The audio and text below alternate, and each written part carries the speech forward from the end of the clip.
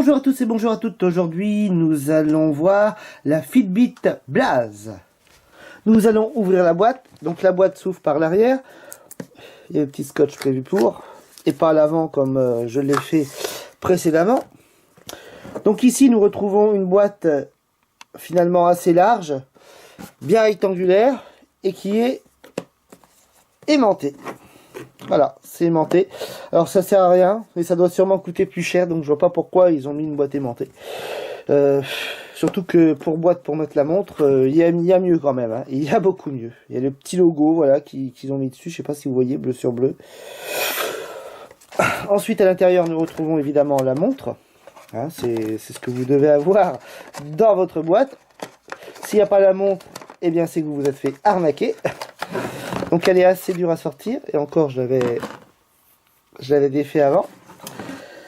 Ici nous avons les précautions d'usage, c'est-à-dire tout ce qui est garantie, enfin voilà, en chinois, en arabe, je vais vous le sortir pour que vous voyez ça. Voilà. Donc ça, les instructions en arabe finalement, ou en français.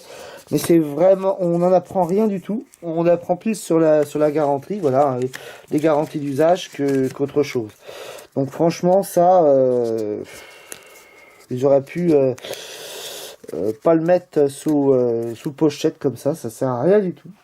Mais bon. Ensuite, on va défaire le chargeur. Alors le chargeur qui est un peu spécial, voilà, il est dans cette boîte là.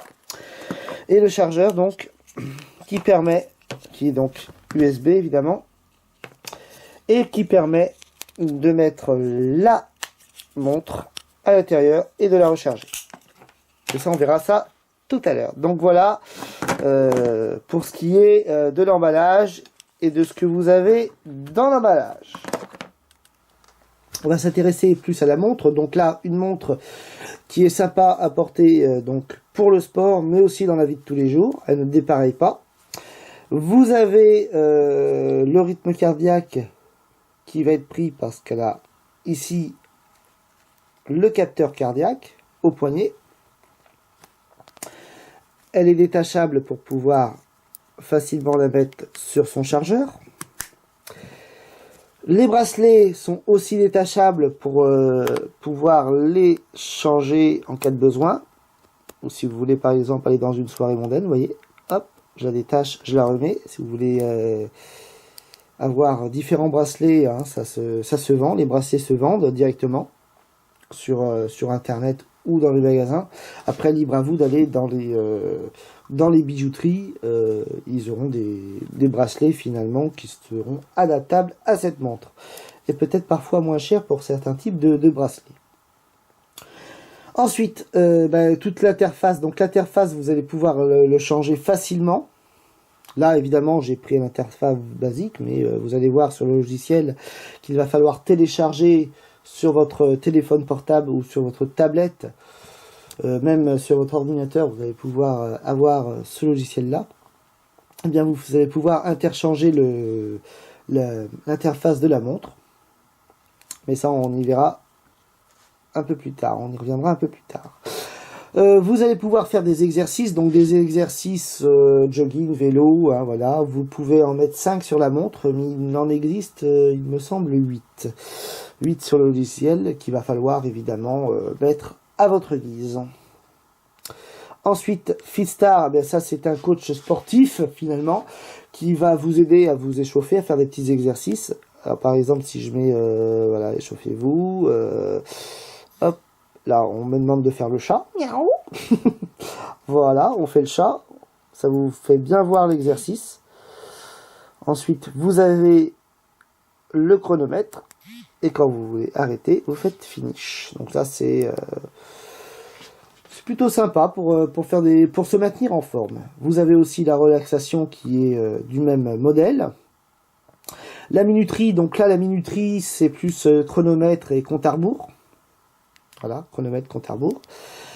Vous avez l'alarme, donc là l'alarme ça doit être pour se réveiller, je ne l'ai pas utilisé, hein. L'alarme vous avez sûrement pour se réveiller le matin. Je sais qu'il y a la montre peut vibrer, parce que c'est une alarme silencieuse.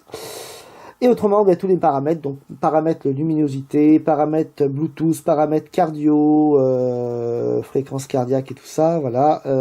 Et pour éteindre la montre. Donc là, c'est ce qui est finalement de la montre. Voilà ce qui est de la montre.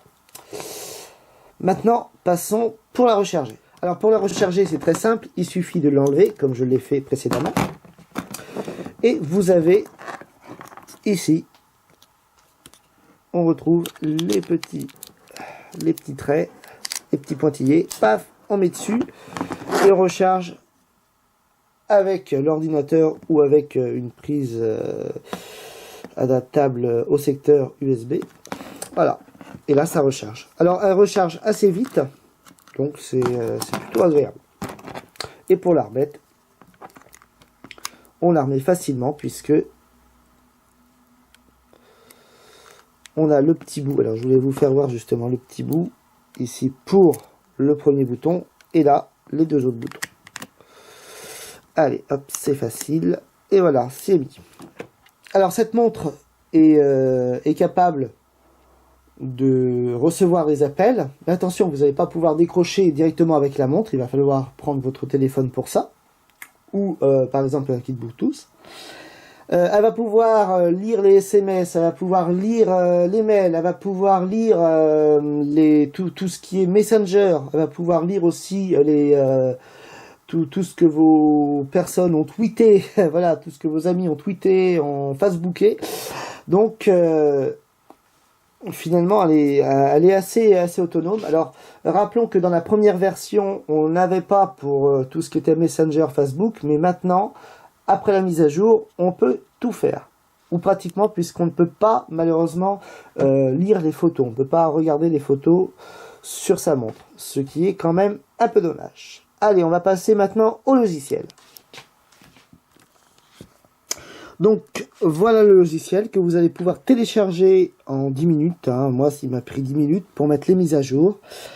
Et donc, vous allez avoir un logiciel global avec le nombre de pas effectués, le nombre de calories perdues, le rythme cardio. C'est plutôt sympa. En plus, après, vous avez derrière des paramètres. Hein. Je ne vais pas tous vous les mettre. Par exemple, les paramètres, comme je vous l'ai dit, pour changer la montre. Vous avez heure et affichage. Voilà, donc vous allez avoir différents modèles de montres.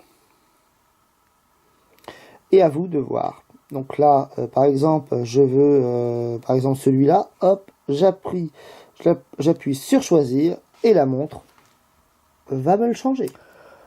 Là, ça change. C'est en train de me la changer. Et voilà, c'est OK. Donc là, c'est OK. Et je peux voir que j'ai changé mon interface.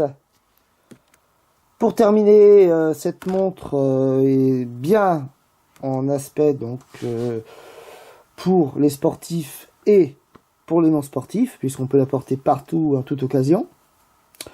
Ce qui est bien, c'est ces bracelets que l'on peut changer très facilement.